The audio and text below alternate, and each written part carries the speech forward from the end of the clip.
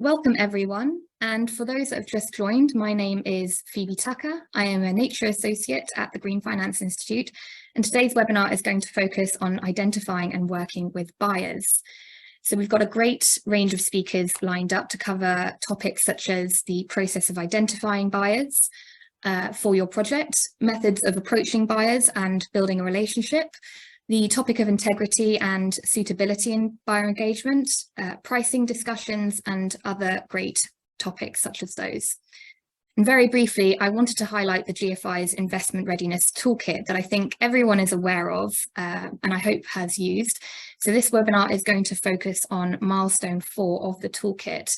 And if you haven't already explored it, I would definitely encourage you to do so and give feedback on what you find useful and what would be good to include, because the toolkit is an iterative resource and we add to it every month, such as 3 to 4 case studies on projects around the UK, useful links, resources, and so on. So this webinar is very much focused on the content of identifying and working with buyers for your project. And we have an amazing lineup of speakers to talk about their experiences on this. We have Stephen Pryor, who is co-founder and director of Forest Carbon, Sarah Brownlie, who is director of development at the Wild Carbon Standards, and Sarah Jane Chimbwandira, who is CEO of the Surrey Wildlife Trust.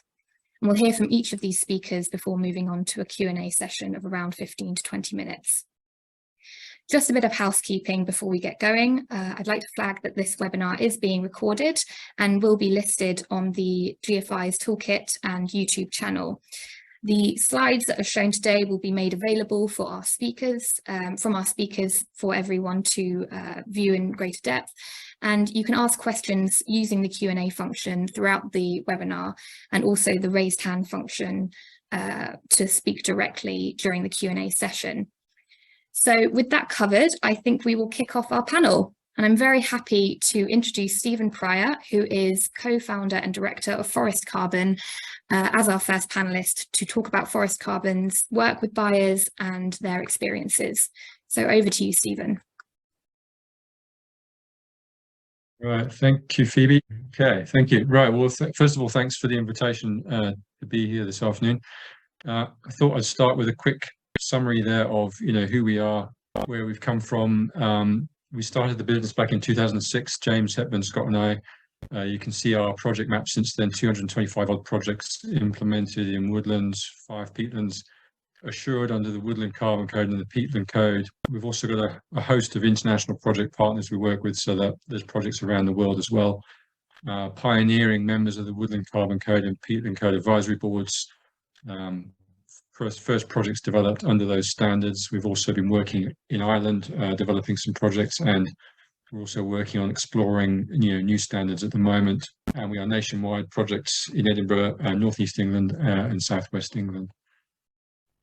Again, I'll skip over that. Those are the kind of headline stats to date. I think these will be available afterwards, perhaps the slides, so people can easily pick up on that afterwards. And again, this just is in here for probably most of you know all this stuff, but these are just the important points about quality assurance for projects. So, you need to give buyers some kind of faith that the thing they're investing in is real, additional, can be monitored, can be verified. So those principles apply at the top there, whatever it is you're doing. And then the registry point at the bottom is around about transparency of transactions and proof of delivery in transactions, and also involves a fair bit of work, because managing registry activities for your clients and your partners is in itself a kind of a task. So those are all things you need to think about if you are sort of entering this market. So I thought I'd move on, and I sort of hasten to add at this stage, this is how we sell carbon. This isn't a kind of the list of how everybody has to do it, but this is sort of how we've found it to work over the years. And these were in no particular order. So the first point really was around having a diverse range of expertise within the business, so that people know when they're talking to you that you know a fair bit about quite a few different topics, kind of a one trick pony sort of thing. So we know about our projects. We've got colleagues who have good experience in farming and land management from an agricultural viewpoint as well as a nature viewpoint, so they understand the kind of competing needs in terms of land use. Chartered surveying, we've got partners from international carbon markets, colleagues from those markets, and we understand policy developments, emerging things like SBTI and SBTI flag and so on. So you need to have a wide breadth of knowledge in the market. Next point, again, not particularly surprising, I guess. Businesses are businesses. They aren't primarily there to philanthropically invest in nature projects unless you just happen to meet the right SME with the right business leader, the right CEO, who may well be motivated that way. But businesses have competing demands on their money. They have competing targets they have to hit. And recent research, that's something that came out a few days ago, was showing that ESG issues are now have dropped down businesses' agendas slightly behind revenue growth and customer relations. So not to say these things are mutually contradictory or exclusive, but just to show you that ESG is not, always top of the list.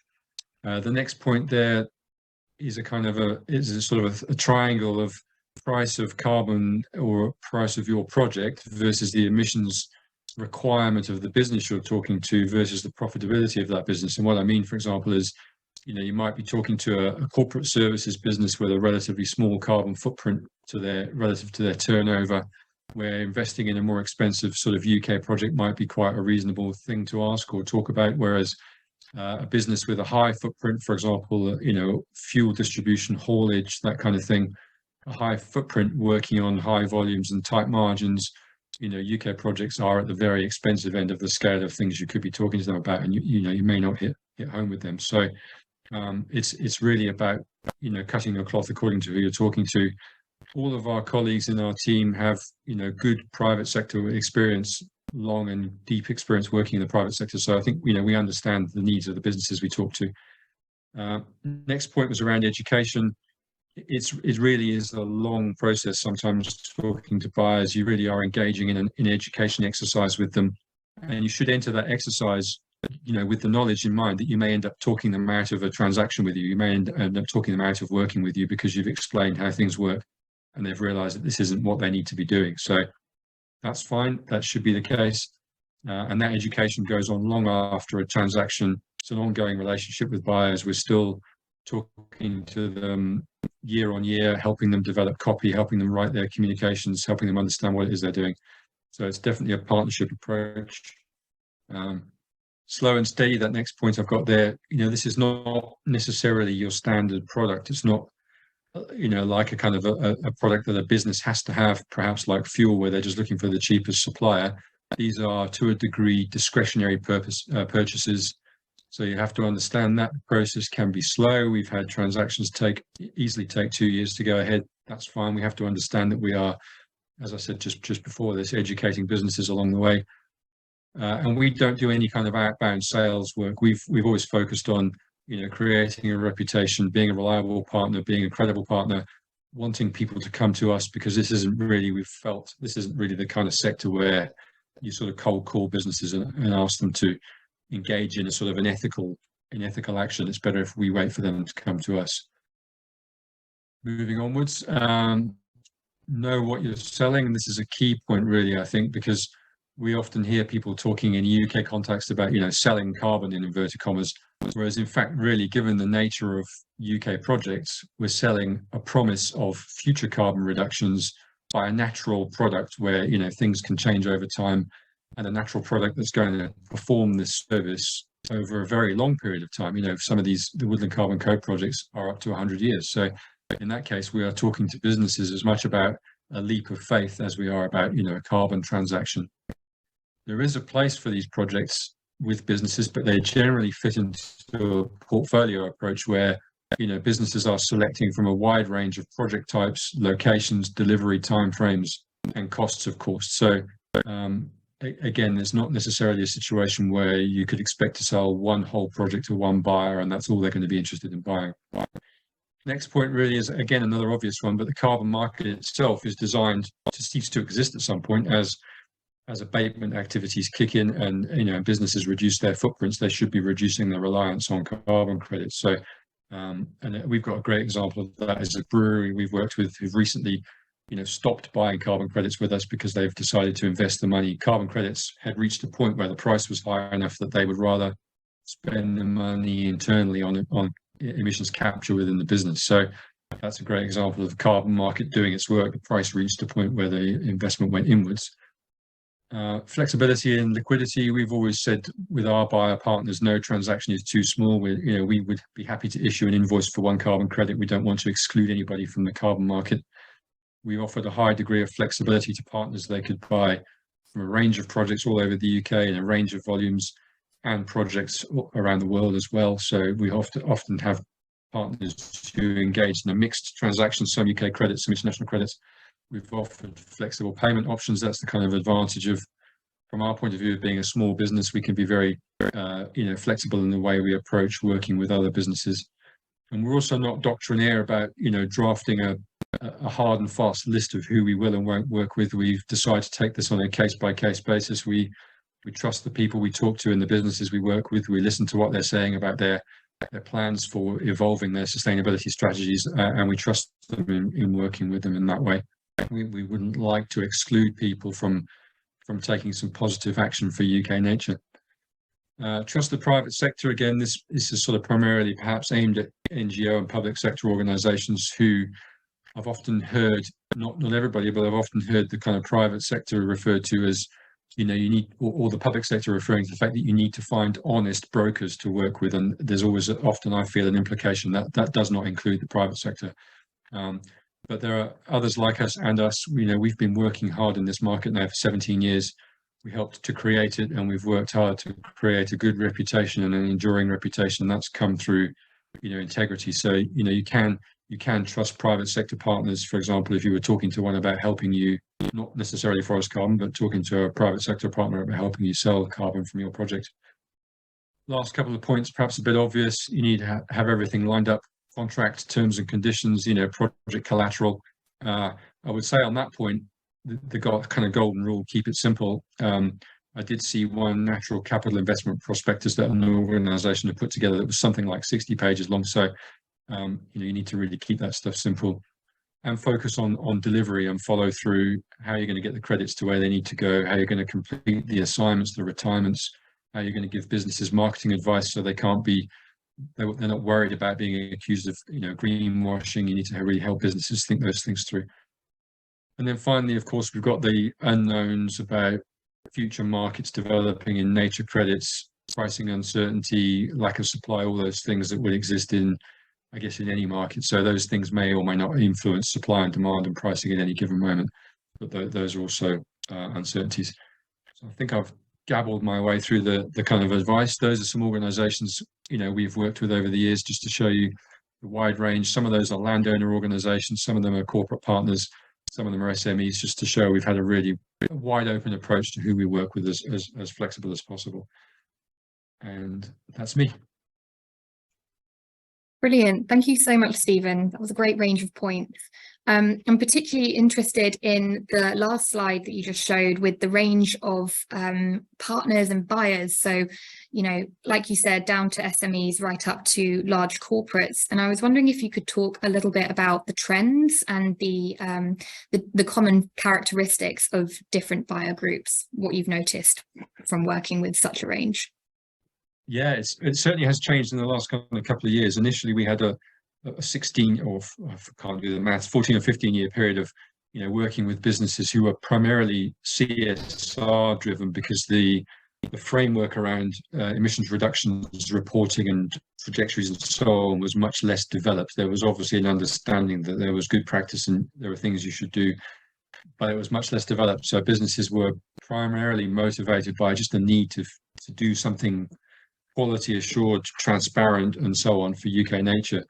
That's changed in the last couple of years with the much larger advent of SBTI guidance and net zero trajectories and so on. So we've got businesses much more, some of the bigger corporates anyway, thinking about, we need to invest in these projects today to bank those credits for them to be delivered to us over the next 20, 30, 40, 50 years to offset against our emissions over that time frame. So they're taking a much more kind of long-term view.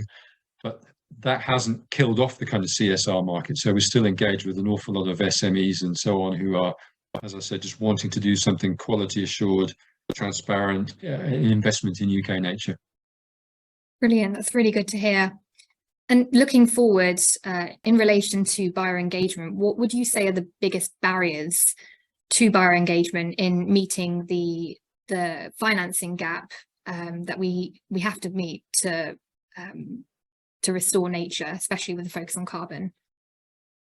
It's a huge question, that actually, and almost half sits on the supply side of the equation, not the demand side, which is that we have a sort of high degree of uncertainty at the moment in the land holding sector in terms of, you know, future government policy on subsidy regimes, emerging markets on nature, carbon, requirements for landholders perhaps to retain carbon on their holdings because they might need them for their own customer base, their own value chains, in terms of farms having to reduce their emissions for net zero agriculture and so on. So there's a really big degree of uncertainty on policy, which is sort of choking off supply of projects.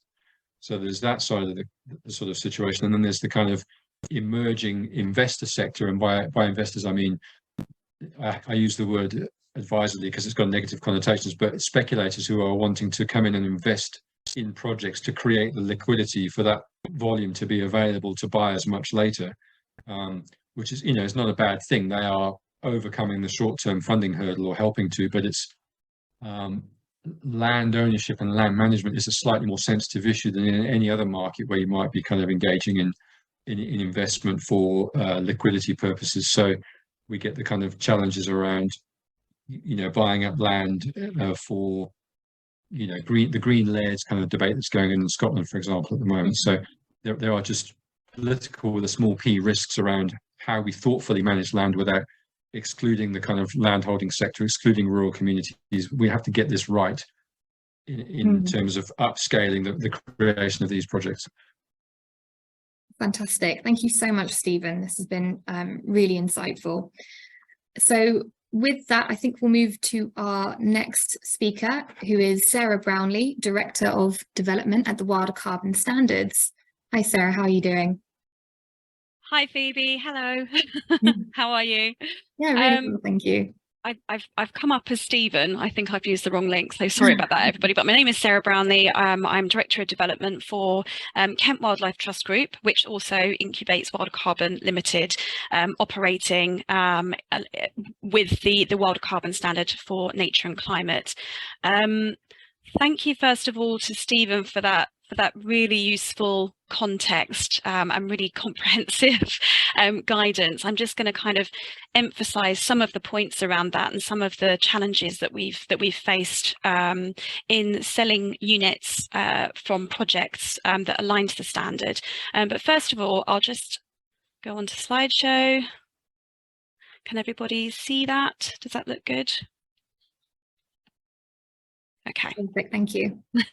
So just some context about Wilder Carbon and the standard. So I think we all know the context within which we are operating. So this is the decade for delivery. We're a third of the way through, and we must enable UK investment and revenue to restore nature on a massive scale to tackle the numerous crises that we face. So biodiversity loss, climate change, social justice, etc., etc. Carbon units generated for the voluntary carbon market from tangible projects that remove or avoid emissions can provide this investment. So a reminder, and just drawing upon what Stephen said there, we're operating in a voluntary space. So it's kind of just one step away from the CSR space that charities and NGOs are used to operating in. And it's really important that we set out that it is voluntary action that we're taking, and ultimately therefore be really specific and transparent about the risks that are associated with that. So Wilder Carbon Standard seeks to implement natural climate solutions, so harnessing nature to do what it's been doing for millions of years to store carbon, which can in turn deliver up to 37% of what's needed to limit warming to 2%. And I'm going to whip through some of these slides because I'm conscious of time, but everything that Stephen said, you know, these natural climate solutions, they must be high quality. We want to make sure through the Wilder Carbon Standard that they're delivering for biodiversity and society, and delivering really high grade carbon units. And that's what the Wilder Carbon Standard for Nature and Climate assures buyers, that this is what they're going to be getting through our projects. So the standard is multi-facing. We look to develop projects that focus on restoring natural processes, deliver at least 50% on-site biodiversity uplift for maximum climate and carbon unit resilience. We deliver through a network of trusted deliverers who are either delivering projects directly on their own land or partnering with private landowners to help inform their management plans, their monitoring plans, and all of the stuff that you need to put in place to have that audit trail and assurance that the project being delivered is of high quality. We operate across the full range of carbon-rich habitats using a minimum defensible estimate of the data that is available of carbon that can be estimated to be sequestered or avoided over multiple habitats for at least 50 years. We then apply a proportionate commercial mechanism to that, depending on our confidence in that data. So where there is really good data that exists with natural colonisation of woodlands and peatland restoration, we apply a 20% buffer, and we only sell 50% upfront as estimated issuance units. Medium confidence, we apply a buffer of 30 to 40% and then only sell 50% upfront. And where there is low confidence in the data, like soil carbon, blue carbon, these are all research and development, and we will start the projects, but we will not sell anything up front. We will only sell post verification. So we will put the same management and monitoring processes in place, but only sell once we're sure that that carbon sequestration or carbon avoidance has taken place. So it's quite a flexible mechanism to apply. And then, of course, as Stephen was mentioning there, it's about selling to buyers that are ready, selling to buyers that are ready to buy. So we have eligibility requirements and monitoring in place for our buyers as well as our projects. Our buyers need to demonstrate a public net zero commitment and a carbon reduction plan to show how they're demonstrably reducing their emissions over time, and how therefore they are going to be applying Wilder carbon units to their longer term strategy. As Stephen said, purchasing these nature-based carbon units up front is very much a strategic purchase that they can incorporate into their net zero plan to claim net zero at a future date. So you can't use Wilder carbon units this year to offset your emissions. They're very much a strategic purchase for a future claim for net zero. So that's what the standard ultimately provides, is a assurance and certification framework for high quality projects generating carbon units to sell to UK businesses who want to achieve net zero at a future date. So we launched the standard in November 2021. We've got version 2, which is actually live on the website, but we'll be launching it properly through social media next week. And we've got 2 validated projects against the standard. We've partnered with Soil Association Certification to do our validation for that. And you'll see here we've got a project in Somerset, which is Honeygard, and that's a lowland peat restoration project looking to avoid emissions.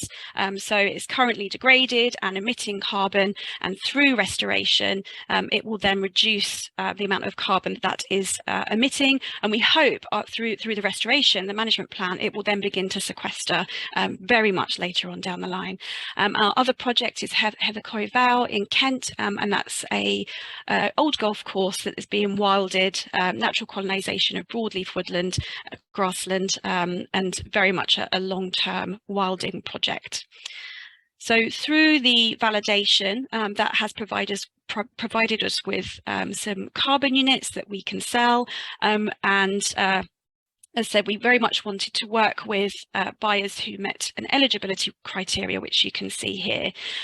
So the purchase of EIUs or verified carbon units, as and when they become verified, need to be in the UK, so UK businesses offsetting UK emissions with UK projects. They need a public commitment to net zero, a robust and credible plan to achieve net zero emissions that follows recognised criteria such as science-based targets. There's loads of emerging initiatives like that now.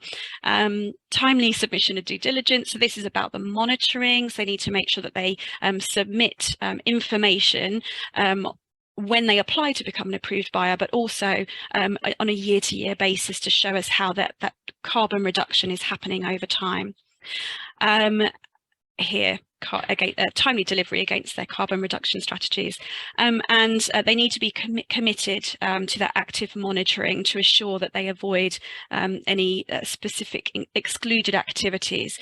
So you can see on our website, and I'll share the link afterwards, that we have a list of excluded or exempted activities of businesses that we are unable to sell to. And I think what's really important, as Stephen said, is to really make sure that you have your ducks in order. So make sure that you've got your contracts, your terms and conditions, and that everything is available and transparent so they can see what it is that they are purchasing. So our standard terms and conditions are available on the website. You can take a look at them, and any business considering in applying to become an approved buyer can look at those in advance. We also have an approved buyer agreement, so that's an overarching agreement that sets out their commitment to maintaining their approved buyer status. It talks about the use of logos and marketing and how they can talk about the affiliation with the Wilder Carbon projects.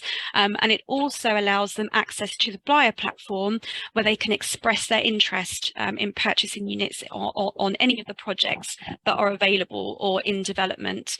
And that's an important step for us because it then kicks off a second tier of due diligence whereby the company, the trusted deliverer or private landowner delivering the project can also then carry out their own due diligence on those buyers. So it's quite a lengthy process, a lengthy and in detail process. And as Stephen said, these sales really do take quite some time. We were perhaps naively surprised at how long it takes to really work through and conclude the sale of these carbon units. And I think this analysis demonstrates why. We've spoken to a huge amount of companies, and I think, as Stephen said, it's really important not to kind of market it as something that it isn't. This is a long-term investment and almost a partnership where they're supporting these longer-term nature-based restoration projects. So a whopping 57% of the people the companies that we've spoken to don't meet our eligibility, and it's largely down to them not having a finalised net zero commitment strategy or that carbon reduction plan. 3% said we were too expensive, which we were quite surprised about, actually. I think people are becoming more prepared and more aware that the price of carbon is going up and should going up to pay for the quality of the projects that are being developed. 12% the units are not ex post, so they're not verified and they can't be used right now. A lot of companies very much look at in-year offsetting, and they'll have a budget year on year, so they'll very much look for verified units, and that's often why we find that a lot of companies purchase internationally as well.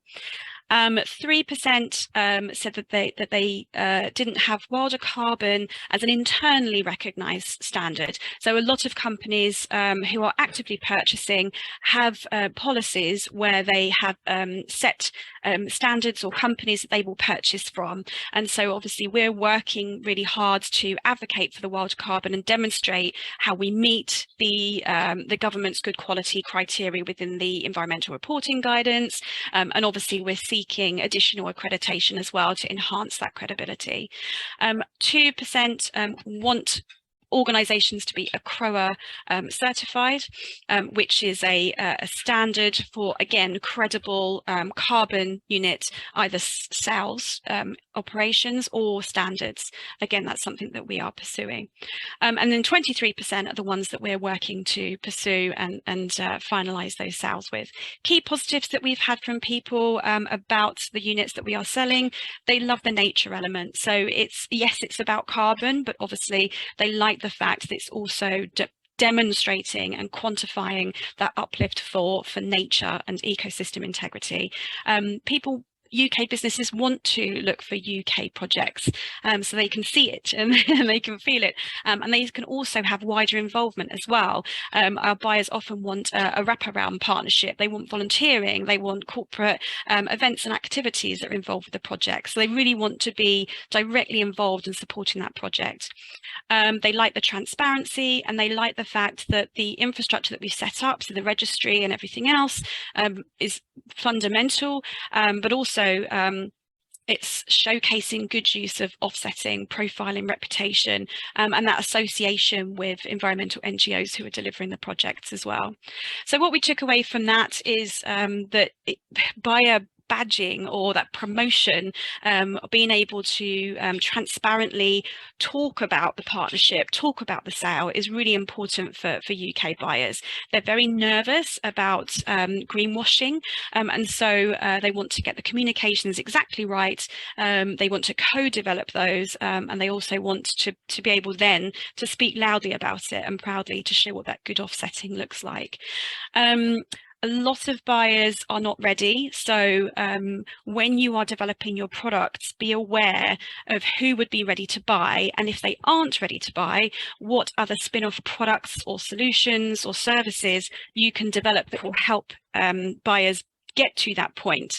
So I'll come on to that later, but carbon, BNG, nutrient neutrality, you know, it's about identifying where you can offer additional services or partner with other organisations who could perhaps advise people on their net zero strategies, or their on-site BNG management plans, etc. So they're ready then to be in a position to purchase. So I think that's very important to think about mitigation hierarchies as well in that respect. So to make sure that people have considered all of their options before they are at the point of purchasing. Sales training. You really need to have a deep and technical understanding of your product, your projects, and the end-to-end mechanism. These buyers know what they're talking about. They're ready, and they want to be assured about the detail of what it is that you're selling to them. So I think what Stephen said about really knowing your stuff is really important. Wilder Carbon Limited are currently acting as the sales agent for the units that are being generated from the standard. But ultimately, we want to get to a point where it's just the certification and assurance. And so we are starting to talk to people like Forest Carbon to act as the partner brokers. And I think it's really important that you do, as Stephen said, look for the trusted brokers who you can work with to agree to kind of support you in that sales role. And obviously, the sooner the better. And then just generally more kind of advocacy, more profiling of the credibility of the standard and the affiliation with our trusted deliverers. So on that point of getting people ready, so this is kind of the process that we advise people consider before considering to become an approved buyer. So it's about measuring your emissions, setting that date to reach net zero by 2050. Then you've got the complexity of businesses who also own land. So farmers, developers, you know, whoever may have a business where there's also land holdings and you need a land strategy. So also encouraging them to take full NBS assessments or kind of natural capital assessments on their land holding to assess their insetting potential from a carbon perspective, but also for BNG, for nutrient neutrality, what are their options? And I think insetting incorporating that insetting is really important before considering buying or selling offsets. So within that plan to achieve net zero, it's about incorporating, of course, reduced operational emissions, which has to be a fundamental, any insetting potential, and then reinforced by quantified offsets that they require against those hard to remove residual emissions by supporting really wonderful UK nature-based projects like those through Wilder Carbon or through Forest Carbon, Woodland Carbon Code, Peatland Code, etc. Then it would be about applying to become an approved buyer and going through the process. So that's just a quick outline. And then on the marketing, so don't be too afraid of the need to translate complex messaging around what it is that you're selling. As I said, people are really aware of what it is that they want. They often have ecologists or sustainability consultants embedded with the organisation. They know what they're talking about. So don't feel that you have to turn the message into something that it isn't, so that things could potentially get lost in translation. Be really clear, even if it is quite technical. Audience awareness, I've talked about eligibility and help to target those who will want the details. So that eligibility kind of sets out who has done that thinking around their sustainability strategy, their carbon reduction plan, and we often find that when we target the right people who are eligible, that's when they're in a position, of course, to be ready to buy. The timeline I talked about, it does take a long time to complete these sales, and you wouldn't want to do it quickly because it has to be about quality over quantity. And the price setting, I'm going to come back to because I think that Phoebe's going to ask me a question about that. But I also, again, wanted to reiterate what Stephen said about the marketing, really highlighting where your product meets standards, it meets international standards. So as I said, Wilder Carbon have worked really hard to demonstrate how we meet the government's good quality criteria in the environmental reporting guidelines, and we will of course continue to meet those standards as they are developed. We know that the nature markets framework is being developed with DEFRA having commissioned BSI to work with wider stakeholders to kind of flesh out what that looks like for the UK, but fundamentally it's about additionality, no leakage, permanence, as permanent as possible, that validation and verification, and making sure that you've got that external scrutiny to support your the quality of your projects. Timing, be very clear about the fact that they are ex post, avoiding double counting. So registries are really important for carbon as well as BNG and other natural capital or ecosystem services, and transparency. And I'll stop there. Sorry, I think I went over time a little. No worries. Thank you so much, Sarah. That was really fantastic. And what a great analysis of the buyer responses. I think that's so great that only 3% of your buyers asked you, said that you were too expensive. So on that topic of pricing, what kind of approach did you take to pricing? And, what kind of premium or price per unit did you settle on? Absolutely. So we did go on a bit of a journey and round in circles when we were thinking about pricing. We originally were going to just price up a project and then sell the units according to the price of that specific project. We also looked at a price per hectare, but then that came with all sorts of unintended connotations. So I get that piece of land and any natural capital that comes from it. So there's a whole kind of consideration around the ownership of the asset of any piece of land, and making sure that you're very explicit about the specific thing that you are selling, and also consistency with the market and making sure that we're not causing confusion. So where we ended up was looking across the costs, the typical costs of your typical wilding project, what that would cost, and also about the appetite for what was tolerable for people to pay. And so where we ended up was a unit price to be consistent with voluntary carbon market, and also to tally with the price of the projects that we'd have to deliver. We compared it to the compliance market, which at the time was selling at £50 a unit, and so well, let's mark market up by 50%. Let's try and set the bar for the price of carbon. And so we settled on £75. That was 2 years ago. We're still on £75. The compliance market hit £100 in January. And so what we'll do is just continue to track that over time and steadily increase the price as we go. But we're selling at £75 now. Brilliant. Thank you. That is so interesting. And yeah, on this topic of compliance markets, I'd like to introduce our next speaker, Sarah Jane Chimbwandira, who is from the Surrey Wildlife Trust. And the trust has gone through a B&G sale, which is so interesting. And so we're delighted to have Sarah Jane speak on that and B&G more generally. Hi, Sarah Jane, how are you doing? I'm really good, thank you, Phoebe. Thank you very much for inviting me to come along and speak today. So I'll just share my slides, hopefully in that seamless moment that we all hope that we have when sharing slides for these sorts of presentations. So thanks very much. I'm just going to speak a little bit about a deal that we've recently completed, as Phoebe said, for biodiversity net gain. And one of the things that's really important from my perspective is, having been involved in these conversations, a little like Stephen said, for many years now, what I've seen over the last 2 or 3 years is that we're really starting to move from the theory of how natural capital markets might work into practice. And I think that move into the sort of practical investments is starting to accelerate. So it's really helpful to share learning with each other and help to accelerate the markets with the work that we do. But really important from my perspective to set some context around some of these discussions.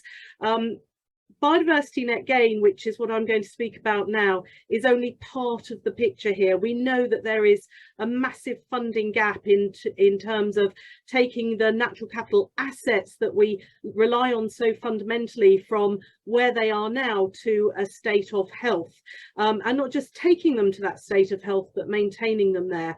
And so it's really important, I think, particularly when you're talking to buyers, to set a little bit of context around the conversation, that this is not a one-size-fits-all approach, and it is not the whole solution.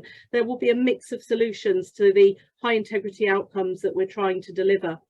And for us in Surrey, that's embedded within our natural capital approach, which we've been developing for the last sort of 10 to 12 years now, which really identifies a strong evidence base, a plan, and now looking towards the opportunities for investment. And one of the things that's very important from my perspective, and always has been, is that we have to embed what we're trying to do within social and economic aspects of life, as well as looking for those high integrity ecological outcomes. Because if we do it in isolation, then actually we're making the same mistakes that we've made by simply approaching things perhaps from a financial perspective in the past. And so the approach that we've been taking has been built on evidence. It's been built on understanding what the scope of investing in natural assets are, and it's been built on this idea of a transformative approach through a natural capital investment company, which I've sort of published in 2018. And really interesting comment that Stephen made earlier, which I would fully support. For me, this approach and the transformation of this approach is actually about being much more holistic in thinking about economy, social and ecology together, rather than thinking about those things in isolation.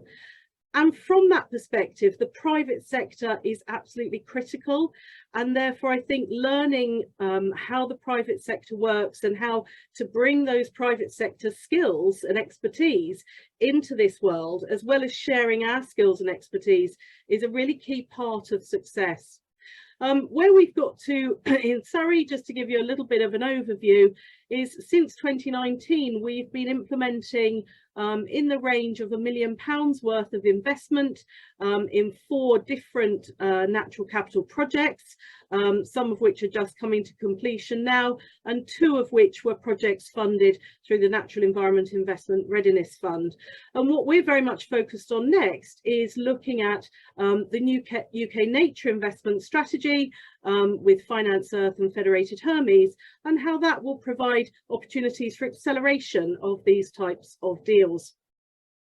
So looking at the deal itself that we've just completed, really important again from my perspective that it sits in a spatial context. Many of you will be familiar with the fact that local nature recovery strategies statutory requirements that will be delivered over the next few years, and thinking about how your biodiversity net gain opportunities sit within that spatial framework is really important. And this is, of course, is one of the differences often with carbon and biodiversity net gain, is that geographic proximity for biodiversity net gain is really important. So making sure that the investment is captured within the area where any damage is being done. And in Surrey, we have a nature recovery network which covers approximately 40% of the county, that's very well established with our local planning authorities, and we also have an urban component to that as well. And you can see the site highlighted here that we've done the biodiversity net gain deal on, which sits well within that nature recovery network. So the site in question is called Manor Farm. It sits just outside Woking in Surrey, and this site was one that was purchased by the Wildlife Trust some time ago in order to revert it from what in effect was heavily improved grasslands, a lot of sort of market garden use, to a much more lowland meadow, wet woodland environment. And this particular sale that we completed just before Christmas was actually only for part of the site. So the site itself in total has around 100 biodiversity credits available for sale, and in this particular case we're selling credits from just 3 of those fields, with a focus on actually restoring to lowland meadow. The way that the deal came about for this particular sale was the local planning authority actually put the buyer, Shepperton Studios, in touch with us. The local planning authority was happy with the geographic proximity of the project, and once they'd made the introduction, we then worked with Shepperton Studios over a period of time to deliver a 20% biodiversity net gain on this project. Important to say at this stage that in Surrey we have taken a position that a 20% biodiversity net gain will be our minimum standard. We know that there's been some work done to demonstrate that the costs to the developer of a difference between 10 and 20% is relatively minimal. We know that in some cases a bigger barrier for developers is actually achieving the 10% mark in the first place. So actually pushing for the 20% net gain is a very important way in which we can ensure not only on-site mitigation and offset of the impacts, but also the opportunity to do restoration off-site as well. And this is all bound up in the approach that I first identified in the Natural Capital Investment Plan for Surrey, and this idea that what we needed was a transformation in the way in which we deliver natural capital investments. And of course, this isn't just biodiversity net gain. The carbon example that we've just had, nutrient neutrality, natural flood management, all sorts of services that are provided by the natural environment are ones which can actually be invested in order to support their continuation. So this idea of a transformative model was funded through the Natural Environment Investment Readiness Fund. And when we've gone through the work, what we realised was that actually in our case, the Wildlife Trust is performing many of these functions. So we have a team that works exclusively with landowners, and as I think both the speakers previously have mentioned, it's a really complex world for landowners at the moment, and that has significant impacts on supply of land coming forward for these projects. So we're working really hard to understand how to help landowners through the myriad of opportunities that they have at the moment, and try to help them engage in these natural capital opportunities. At the moment, we're focusing on biodiversity net gain sales on our own land, the first sale of £1 million I've just alluded to with Shepperton Studios, but actually we're actively pursuing sales on other areas of land over the next year and going forward. Also really important that this is done in a collaborative approach. And again, just because a lot of this involves private sector organisations doesn't mean to say that long-term partnerships, as Sarah was alluding to, are not possible. And often our partners are looking for those wraparound services, so education services, societal health outcomes, as well as the biodiversity or carbon outcomes. We are also looking at providing technical specialist services into this space through the consultancy that we own as a wholly owned subsidiary, and also through the delivery of land management and nature-based solutions, advice and services. And one of the things I'm particularly interested in here is the space for innovation. And again, I think this is where collaboration with the private sector really opens these opportunities up. So one of the projects that we're running at the moment, Space for Nature, uses a combination of high resolution space satellite data with ground truthing and AI technology to help in monitoring. Now, for a biodiversity net gain sale and for the buyers of biodiversity net gain credits, the ability to monitor accurately and cost effectively is really important, because they need to be able to demonstrate the outcomes of the investment that they've made. And I thought it'd be just useful to run through how we've been able to dovetail our process with the Investment Readiness Toolkit from the Green Finance Institute. And I think this is a really helpful process to take you through what can be quite a complex space when you first enter into it. And thinking about engaging with buyers, for us, engaging with buyers is not just about developers, it's also about communities, parish councils, all sorts of different organisations who might want to enter into this arena, all the way through to the end of the process where signing the legal contracts, actually thinking about what you do with the investment is really important. So just to, I know that we're probably very short of time, so just sort of summarise where we've got to. We're carrying on the work of the credit sales that we're doing, and we're working very hard with landowners to bring that supply of land forward so that the buyers that are coming to us, both through local planning authorities and indeed directly, are able to buy the credits that they need. So some of the things that we've learned through this process is that preparation is really key, making sure that the baseline surveys are in place, making sure that the availability of land is there, really important to meet the demand, which is already quite high. The pricing is really interesting. We've taken very much a full cost recovery approach, remembering that these deals have to be priced in biodiversity net gain circumstances for over 30 years. So you have to make sure that you can cover your costs, allow for things like inflation and contingency, set a price that seems fair in the market. And one of the things that we've learned is actually for biodiversity net gain, looking at this on a case-by-case basis is often the way that you need to do it.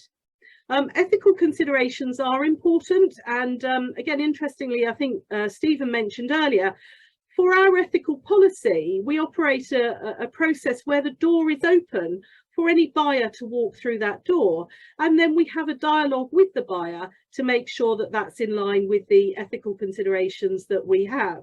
But we don't close the door in the first instance to have a discussion with anybody, because a lot of this is about creating change in the systems that we currently operate. So you can't create change if you're not having a dialogue. And as I mentioned, the minimum 20% is very, very important. Setting a fair market price for the credits is also one of those ethical considerations that we have. Making sure that we have the technical capacity and capability. As the others have both mentioned, the time involved in doing a deal is probably a lot longer than you think. In the case of our Manor Farm deal, that was just under a year. And my final thought is actually we're now at the stage of turning theory into practice. And the more we do that, the more we will learn about how to do these deals, how to create the investment propositions, and then we'll be better placed to deliver those high integrity outcomes. Thank you very much. I'll stop there, Phoebe. Fantastic. Thank you so much, Sarah Jane. I'm really interested in the B&G market because come November, I think, it will be made mandatory. So very quickly, what are your predictions when we hit November, how that market is going to shift in terms of buyer engagement? I think the demand's going to be really high. I think that buyers are already coming to us quite regularly, either through the local planning authority or directly. Buyers are struggling to find a supply of credits that they can purchase that suit their needs.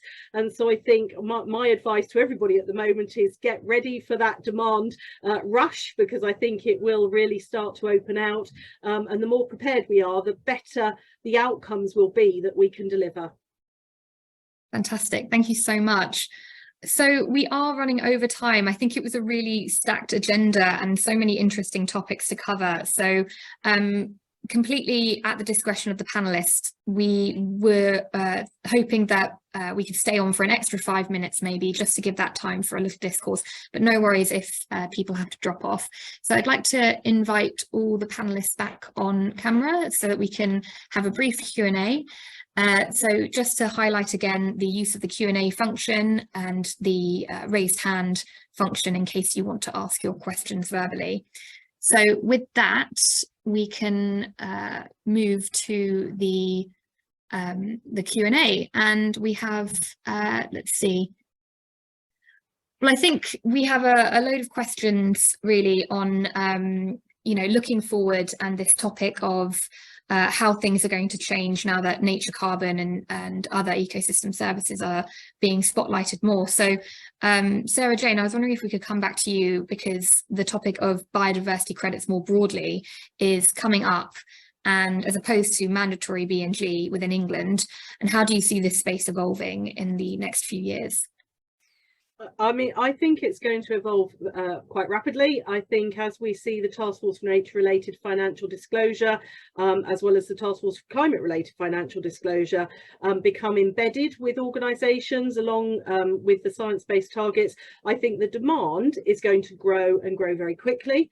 I think the issue that we have is being able to meet the need of that demand and meet it effectively. So that's why we're really focused on working with landowners, because landowners are absolutely critical to being able to meet those demands. And I think it is quite bewildering for them at the moment as to, some of these commitments are very long term.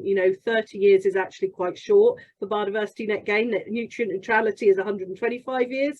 So actually, if you're thinking about doing that as a landowner, you really need to feel confident. So I think the more we can all do to support landowners in understanding their options and bring that supply forward, really important.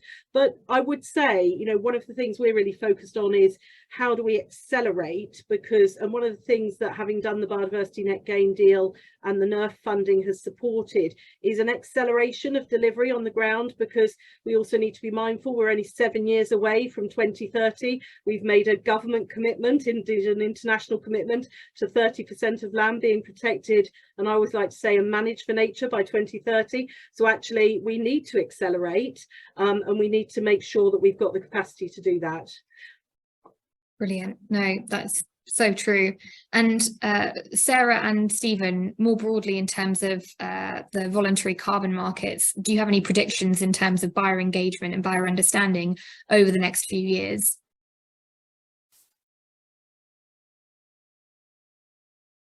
Oh, Sarah, I think you might be, your audio might be on mute.